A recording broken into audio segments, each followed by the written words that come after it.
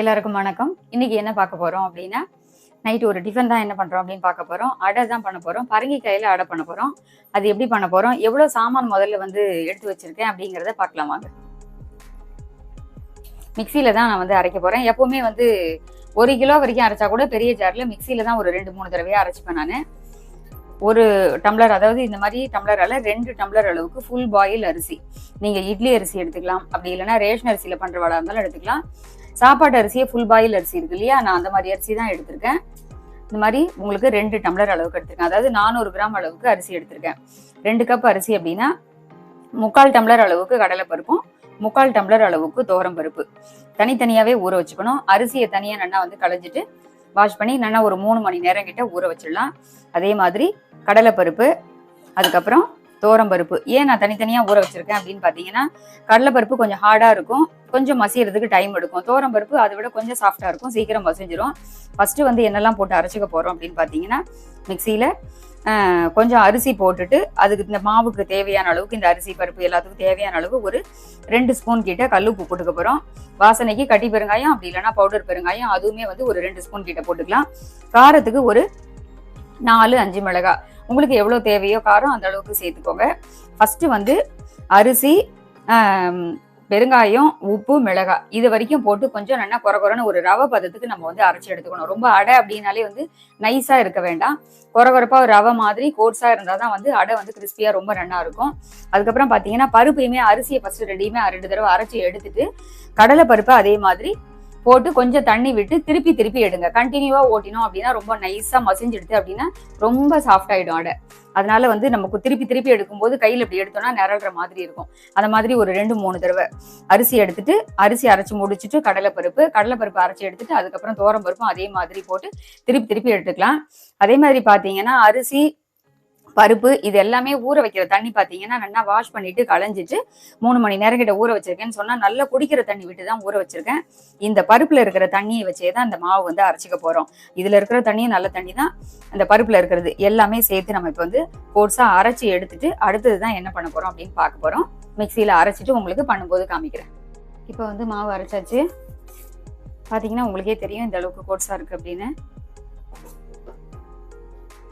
இப்ப இதுல வந்து கொஞ்சம் அபியப்பா வந்து பிளைனா கேட்பாரு அப்படிங்கிறதுனால நான் வந்து இதை கொஞ்சம் எடுத்து வச்சுக்கிறேன்.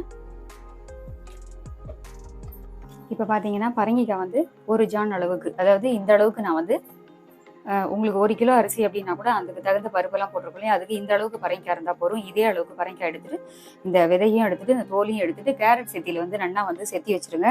இந்த மாதிரி செத்தி இருக்கேன். இதுலேயே உங்கள்கிட்ட சொன்ன மாதிரி உப்பு, மிளகாய், பெருங்காயம் எல்லாமே சேர்த்து அரைச்சாச்சு. இப்போ இதை அப்படியே இதில் சேர்த்துடலாம். ரொம்ப சூப்பரா வாசனையா ரொம்ப ரொம்ப நல்லா இருக்கும். இந்த அடை வந்து ரொம்ப டேஸ்டா இருக்கும். எங்க அம்மா அடிக்கடி இப்படிதான் பண்ணுவா. பரங்கிக்காய் இருக்கு அப்படின்னாலே உடனே அடைக்கு ஊற வச்சிருவா. நிறைய பேருக்கு அடை சாப்பிட்டா எனக்கு வயிற்றுக்கு ஒத்துக்கல, வயிறு வலிக்கிறது, எரியறது, எனக்கு சரியா டைஜஸ்ட் ஆகாது அப்படின்னு சொல்லுவா. ஆனா இந்த மாதிரி பரங்கிக்காய் சேர்த்து பண்ணும்போது பாத்தீங்கன்னா இதுல இருக்கிற அந்த டேஸ்ட், ஒரு ஸ்வீட் தன்மை, உங்களுக்கு இந்த வயிறு பிரச்சனையெல்லாம் அடை சாப்பிட்டா ஒத்துக்கல அப்படிங்கிற ஒரு பிரச்சனையே வராது. இப்போ உங்களுக்கு தண்ணியா இருந்த மாவு வந்து இந்த அளவுக்கு வந்து உங்களுக்கு கெட்டியா எடுத்து வேணும்னா கொஞ்சமா நம்ம வந்து தண்ணி சேர்த்துக்கலாம். அதே மாதிரி நான் ஏற்கனவே சொன்ன மாதிரி அரிசி பருப்பெல்லாம் அரைக்கிற போது அந்த பருப்பு ஊற வச்ச தண்ணியே விட்டு அரைக்கிற போது ரொம்ப டேஸ்டா இருக்கும். அதோட சத்துக்களும் வேஸ்ட் ஆகாம இருக்கும். மேலாக கொஞ்சம் வாசனைக்கு கருவேப்பிலை போட்டுக்கலாம். நீங்க கட்டி பெருங்காயமா இருந்தா அரைக்கிற போது போட்டுருங்க, பவுடரா இருந்தா மாவுல சேர்த்துக்கலாம். கல் வந்து காஞ்சி எடுத்து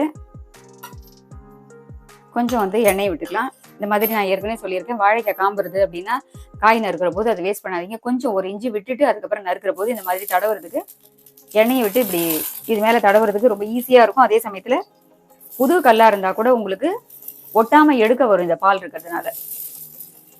நிறைய பேர் வந்து உருளைக்கிழங்கு தேய்ப்போம் இல்லையா, இதுக்காக உருளைக்கிழங்கு வந்து பண்ணலாம், பட் வேஸ்ட் பண்ண வேண்டாம். வாழைக்காய் நறுக்கிற போது அந்த காம்பை எடுத்து வச்சிட்டீங்க அப்படின்னாலே உங்களுக்கு அது யூஸ் ஆயிடும்.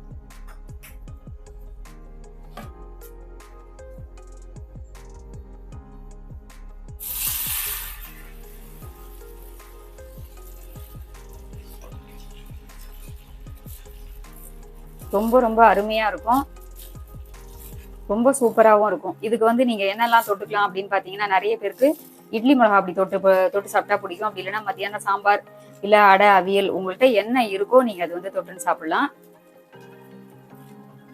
மெல்லிசா உங்களால் எவ்வளோ தூரம் அப்படி தடவ முடியுமோ அந்த அளவுக்கு இழுத்து கல்லில் ஸ்ப்ரெட் பண்ணி விட்டுடுங்க. இப்போ மறுபடியும் கொஞ்சமாக வந்து சுற்றி எண்ணெய் விட்டுக்கலாம். இது வந்து பொறுமையாக தான் வந்து ஸ்லோ ஃப்ளேமில் ஒரு மீடியம் ஃப்ளேமில் வச்சு தான் வேக வைக்கணும். ரொம்ப ஹை ஃப்ளேமில் வச்சுட்டீங்க அப்படின்னாலும் தீஞ்சு போயிடும். ரொம்ப ஸ்லோவாக இருந்தாலும் வேகிறதுக்கு டைம் எடுக்கும். ஏன்னா பரங்கிக்காயோடு சேர்ந்து வேகணும். அதனால கொஞ்சம் பார்த்து வேக வச்சு பொறுமையாக தான் நம்ம வந்து இன்னொரு பக்கமும் திருப்பி போட போகிறோம். திருப்பி போட்டு அதுக்கப்புறமா திருப்பி எண்ணெய் விட்டுக்கலாம். நான் இன்னைக்கு என்ன தொட்டுக்க போகிறோம் அப்படின்னு பார்த்தீங்கன்னா, நிறைய பேருக்கு வெல்லம் தொட்டுண்டா பிடிக்கும், வத்த குழம்பு தொட்டுண்டா பிடிக்கும். அபிக்குமே பார்த்தீங்கன்னா வத்த குழம்பு தொட்டுண்டா ரொம்ப பிடிக்கும். எப்பயுமே அபி வந்து அடைன்னா வேண்டான்னு சொல்லுவாள். ஆனால் பரங்கிக்காய் போட்டு பண்ணும்போது அவளுக்கு வந்து இந்த வயிறு பிரச்சனைலாம் இல்லைங்கிறதுனால பரங்கிக்காய் அடை போட்டு பண்ணி கொடுக்குற போது சாப்பிடுவா. நாங்கள் இன்னைக்கு வந்து மத்தியானம் பீர்க்கங்காயில் ஒரு கூட்டு பண்ணியிருக்கேன். அதுக்கப்புறம் வெங்காயம் தக்காளி போட்டு ஒரு வத்த குழம்பு, இதுதான் தொட்டுக்க போகிறோம். நீங்கள் வந்து சட்னி, சாம்பார், அவியல் என்ன இருக்கோ உங்கள்கிட்ட எது வேணாலும் தொட்டுக்கலாம். ஒன்றுமே இல்லைனா கூட இந்த அடையை வந்து வெறுனை சாப்பிடும்போது ஒரு என்ன சொல்கிறது, அந்த ரிப்பன் பக்கோடா முறுக்கு பண்ணினா என்ன மாதிரி டேஸ்ட் இருக்குமோ அதே மாதிரி இருக்கும். ஆனால் கோட்ஸாக அரைச்சிக்கிற போது அங்கங்கேயும் நிரல்ற மாதிரி இருக்கும் இல்லையா, அதனால கிறிஸ்பா ரொம்ப நல்லா இருக்கும். இப்போ இது கொஞ்சம் வேகட்டும், திருப்பி போட்டு பார்க்கலாம்.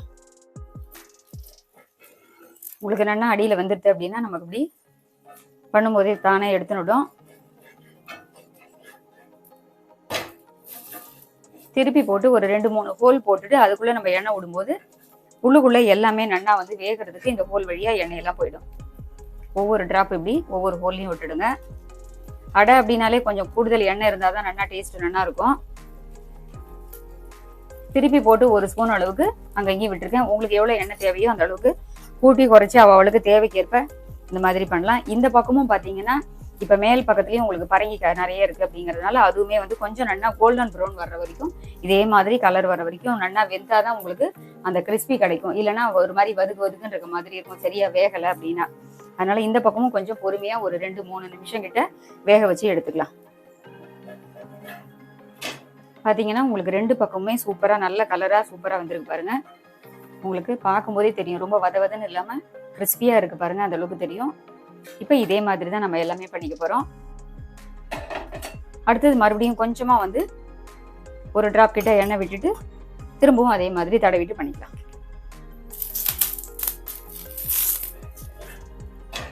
சூப்பராகவே 2 பக்கமும் வந்துடுது. இப்படி மடிச்சுக்கலாம்.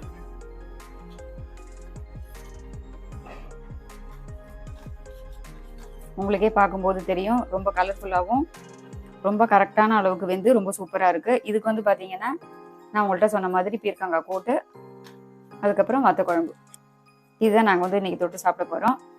இந்த மாதிரி மெத்தடில் வந்து நீங்களும் வந்து பரங்கிக்காய் போட்டு அடை பண்ணி பாருங்கள். ரொம்ப டேஸ்ட்டாக ரொம்ப சூப்பராக இருக்கும். மறுபடியும் இதே மாதிரி வேறொரு வீடியோவில் சந்திக்கிறேன்.